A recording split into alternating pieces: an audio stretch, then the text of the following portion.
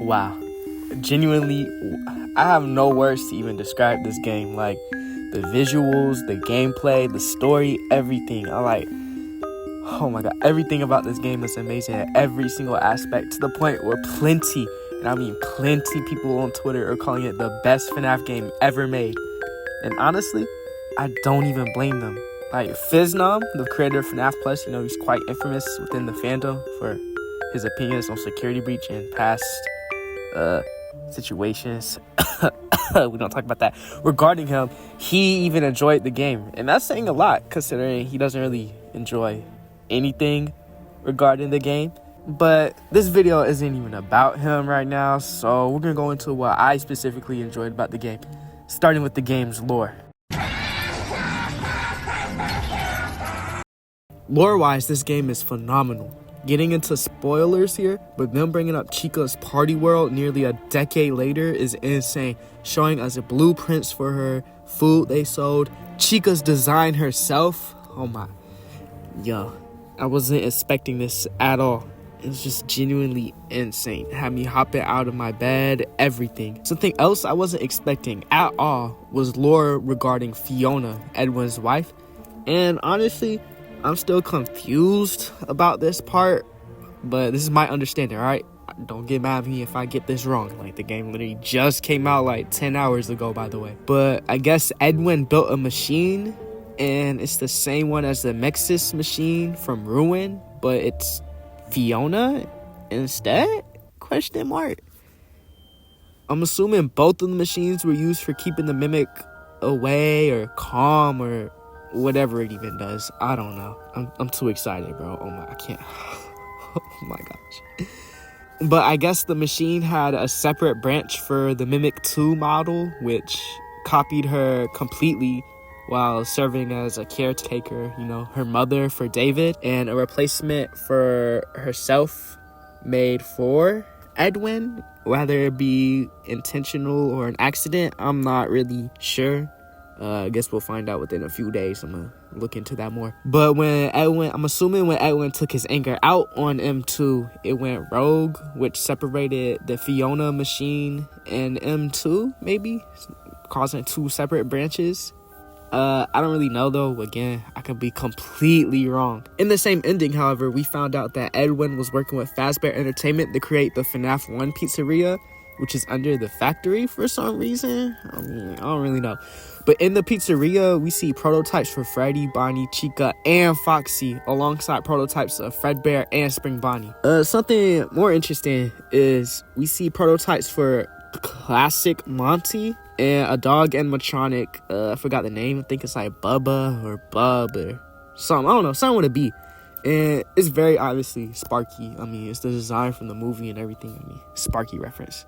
It's cool nonetheless. They're awesome. Fredbear, Spring Bonnie, Monty, and the dog, they're all four of them are Springlock animatronic suits that you use to like block the cameras, I guess, to override the security system. And all of this is cool and all, but it confuses me because it's like, what did Henry do?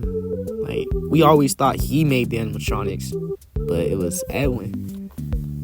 So, like, what's the purpose of Henry? He's a nothing burger of a character now, and it only boils him down to two things. Being the puppet's father and the guy who tried to kill William Afton and failed, which we know that because the Afton amalgamation. This game also debunked the Unwithereds theory, which is honestly fine to me because I never really believed in them ever. So, sorry for the people who believed in that, I guess. To be honest with y'all, though, I really feel like Scott made the Withers because they were cool looking, and more scary. He didn't really think about the lore reason. That's just my opinion. I don't know. I thought more people would think that. And that would also explain why Springtrap, Circus Baby, and Ennard all look different from FNAF 6. Because they look cooler and scarier. I don't think he was worried about the lore decisions for it. Speaking of FNAF 6, though, the amount of content from the game in Secret of the Mimic is insane. All of the mediocre melodies appear except for Nedbear, which is, he's just a Freddy or Fredbear knockoff, so it doesn't really matter. He's technically there in a sense because Freddy is there and Fredbear is there too, so Oh, and that one soda mascot appears. I can't think of his name right now, but he's blue now instead of pink or red or whatever color he was. We also see that Edwin created Candy Cadet, and I guess that explains why he's in Ruin. Why that just shows why FNAF 6 and Ruin were just all in Security Breach. All of it is FNAF 6, like, bro. Oh my gosh, that's so cool. I'm only just not realizing that. But more obvious one is Mr. and Mrs. Helpful being there, because they're obviously Helpy variants. And there's probably way more, but like, you get what I mean. FNAF 6 is very prominent in this game, and they do not try to hide it at all. Back on topic though, this ending ends with our protagonist Arnold. Arnold escaping the burning MCM factory, and he successfully does, and he gets inside the Fazbear van and drives off. He whipping that thing. And then M2 appears on the top of the van, bro. And he wrecks that joint, bro. He wrecks the van, and he takes our data diver, and they just end it like that. And oh my gosh, bro. It's ironic if you think about it, since David died to a van. But regardless, it's a cool cliffhanger, and it makes me wonder what is next for the Mimic, since both Ruin and the game end on a cliffhanger with the Mimic doing something to us. Well, Gregory, but I mean, people say it's the Mimic, so I mean, either way, it's the cliffhanger. And there's also this other ending in the game, but basically you read M2 a bedtime story while he's trying to kill you, but you do this in the form of a puzzle, and it's like a gator, bear, rabbit, fox, and dog, or something like that. And you basically gotta get the story. The story in the right order, or the right characters. And once the story is complete, his eyes turn blue, and he like makes himself smaller, and he takes the tiger plush that's sitting on top, and he goes into the bed and goes to sleep. And it's really him deactivating, but we're just gonna say sleeping. And he says something like, "Good night, I love you," or something. That's actually insane, even for a FNAF game. Like, I don't know, it genuinely made me sad. I was like, no, bro, this family is messed up. Like, this game is actually really dark with all the corpses and stuff everywhere. Like, it's a really dark game. And this ending is obviously non-canon, because I mean, it's a good ending. Come on, it's not canon. But like, I think it's a hint for the future and how we're actually going to defeat him, maybe. Even more positives for the game is the soundtrack. Oh my god, bro. The soundtrack is insane. The Showtime music in the beginning of the so catchy. The chase music for the animatronics, every single one. But my personal favorite is for Molten Dolly, bro. That theme is so intense. I don't know if I'm the only one who thinks this, but it gave me like Mario vibes. I don't know. I don't play Mario games, so I don't know why it gave me those vibes. But it's like when you're in the Bowser areas, that's probably intentional. But my favorite song from this game is that goodbye song that plays when you leave the factory with the data diver. But it's so catchy, and it's genuinely creepy when it plays in the credits after the Mimic wrecks the van and kills you. Like, bro, it's talking some goodbye, while you're dying. I mean, I think he died, because like, bro, there's no way he gets to live to tell that.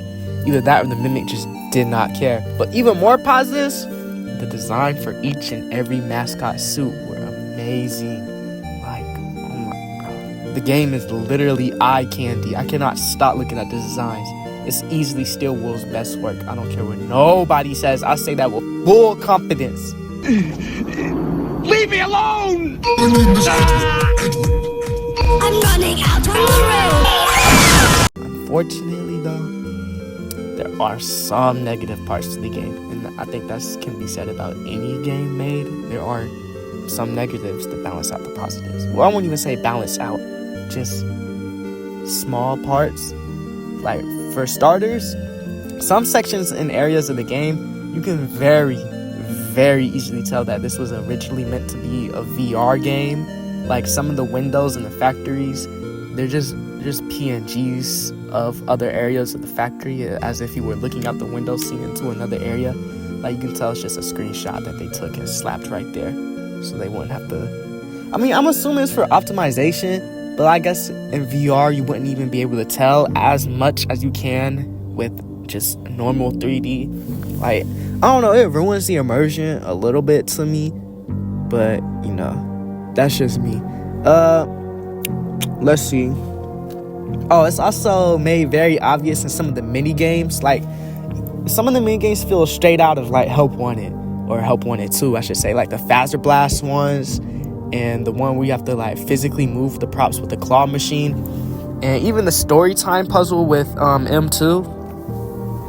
You can tell those are very designed for VR. It's also very prominent in some of the jump scares, like Jackie's jump scare, having a black void, and the Mimic in the same story time puzzle game. They also, I'm pretty sure it's the puzzle one. But either way, they have the black void jump scare, which is only seen in VR games. So I'm assuming that they didn't want to reanimate it or forgot about it. I'm not really sure. But speaking of jump scares, I really do not like some of the jump scare sounds. I like the Mimics. Yeah, all of their sounds is good. It sounds like something the Mimic would make. But Jackie's jump scare, it's just literally a slightly altered security breach jump scare. And I've never been too fond of the jump scare sounds. Either that or they're overused to the point I do not like them anymore. But maybe I'm nitpicking a little bit. I don't know. I wish they would do something more original and new. Like, you know how back in the day, each FNAF game would have a different jump scare sound, whether it be worse or better than the previous game. You know, it was some originality. That's all I'm really asking for. Graphical problems. I mean, yeah, that's very common for releases of any game. Like, the posters can be really blurry, or things load in late, or like, yeah, you know, stuff like that. There's also small audio problems. When you were in a certain area, the audio just completely cuts out and only returns when you move from that small area or go to a completely different part of the factory. It really kills the immersion sometimes, and it's really weird. But I mean, it's not too noticeable. I mean, it is, but isn't. It's something I can let slide. But my final problem with the game is some of the characters itself. And those characters are Monty, Roxy, and Sun and Moon. And it's like, I don't hate that they're there. I mean, it's cool. But like, I find it weird. I don't even find it weird. I find it hard to believe that they existed at the same time as Fredbear and Spring Bonnie. And it just feels like, you know, when those videos where people put their OCs into pre-existing content, that's kind of how it feels. It's kind of forced, and I guess it's more obvious with Monty having a spring lock suit and just him being everywhere, and the daycare attendant literally featured in the Moon.exe minigame. You have to build Moon, and where you have to go against Moon if you do a certain thing instead of going against Tiger. I don't remember how exactly you do it, but I just know it's there, and I don't know. I don't hate it, but it feels forced, and honestly, it could work. I mean, it depends on how they would go about doing this in the story, and like where they decide to take it from there. Yeah, it could work. But anyways, I've seen people try to blame Steel Wool for this. Like, oh no, Steel Wool like security breach. Of course they're gonna add it to every single thing from here. But like in the credits, it's very clear that Scott was the writer for the game, and this was his decision. So I have no clue where that came from at all. I know people are still gonna be like, well, maybe Scott didn't know. He wrote out that whole entire section with Moon and Sun. It's literally a whole entire plot point thing where the Sun is Fiona or whatever. So that's very intentionally Scott's decision. Yeah, that's really all the negative things I have to say about the game. I mean, the last part isn't really negative, but it is at the same time. I don't know, that's just my personal preference. I mean, the video is literally called something like, I think I'm gonna call it My Honest Thoughts on Secret the Mimic. I mean, there's not really anything else you could tell, but either way, it's my thoughts on it. You don't have to agree with me. Open that up.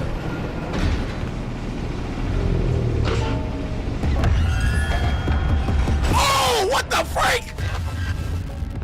Now onto a rating system I personally give to every single FNAF game. If you know me on Twitter, you probably already know what this is. But I like to call it, Does It Have Foxy? Very creative. I know. But yes, this game does in fact feature Foxy. A good amount of him actually, which is really refreshing. considering his absences from Dead by Daylight, Into the Pit, and Security Breach, and Ruin. They're doing him dirty. Anyways, we see him in his very own little puppet show, which little side tangent here. Before the game came out, the achievements leaked, and there was an achievement called I Captain, and it made me come up with a whole theory about the cannon featured in the icon was Foxy's arm cannon from Freddy in Space, and then the squid was like a reference to the Captain Foxy's Pirate Adventure from Help Wanted 1. So I assumed it was going to be like a mini game where you're Foxy shooting squids or whatever, especially since like the tagline for the achievement was like teach them a lesson or something with the lesson, teach the crew a lesson. And yeah, I assumed it was Foxy. And once I saw that the achievement was actually very clearly for the Captain Springlock animatronic, I low-key got mad. Like, I had to pause the video. I was like, what? This was literally the perfect opportunity. You could make a Foxy Springlock suit. I went to Twitter immediately, and then I immediately ate my words up, because as soon as you get to the section, it's a whole show with Puppet Foxy with full voice acting from Kellen. My bad, Stillwood. Never doubted you. I love you. And we also see a fully animated prototype Foxy in the underground pizzeria. And we also see a Foxy mask in the Moon.exe minigame that's beside a Fredbear and Spring Bonnie mask. So it's making me start to think that Foxy has lore relevance. I mean, I always thought that, you know, I'm the #1 Foxy Glazer, but like I always thought it had lore relevance. But seeing him alongside Fredbear and Spring Bonnie, yeah, he's important. I don't care. Secret of the Mimic clears this rating, and this game is easy, an 11 out of 10. I'll be popping bottles, sparkles in champagne. VIP my section, royalty looking sexy, you know that be my girl. Now, it's time to rate the game out of all the FNAF games. We're gonna go to that tier maker, and honestly, this game is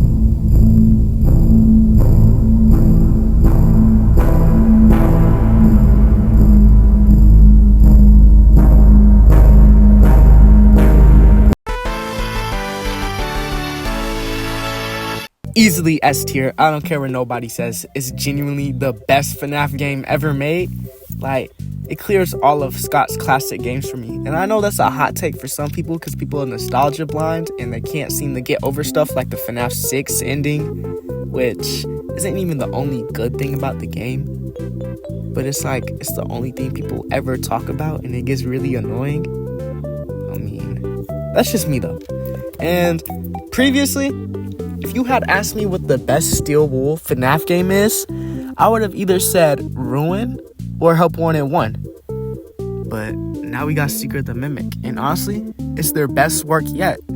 And I can't wait to see what Steel Wool and Scott are gonna do with the Mimic, especially with all the Falls Fest stuff mentioned in the game, the cliffhanger we got left on, and where we got left off in Ruin.